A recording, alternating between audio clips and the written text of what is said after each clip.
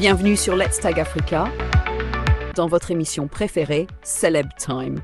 Je suis Lena Trend et comme toujours, je vous accompagne pour décrypter l'actualité des stars et des tendances du moment.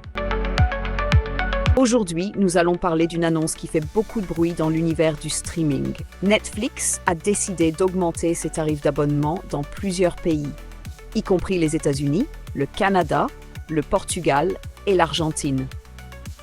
Cette décision intervient alors que la plateforme continue d'élargir son catalogue, notamment en intégrant des événements sportifs en direct, une première dans sa stratégie de programmation.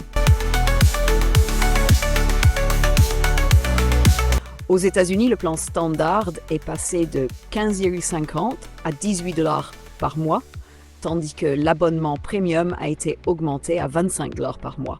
Même le plan avec publicité a connu sa première augmentation depuis son lancement en 2022, atteignant désormais 8 $ par mois.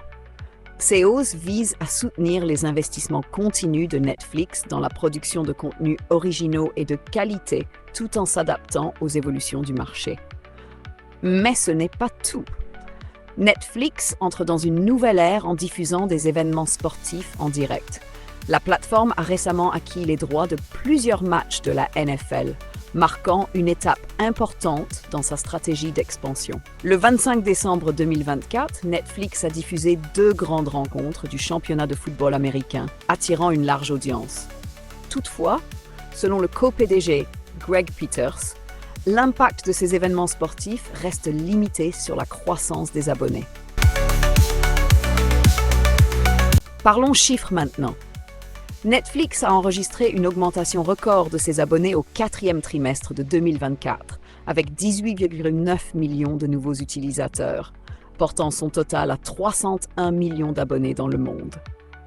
Cette performance impressionnante a été portée par des contenus à succès comme la nouvelle saison de Squid Game et des événements sportifs inédits comme le combat très médiatisé entre Mike Tyson et Jake Paul.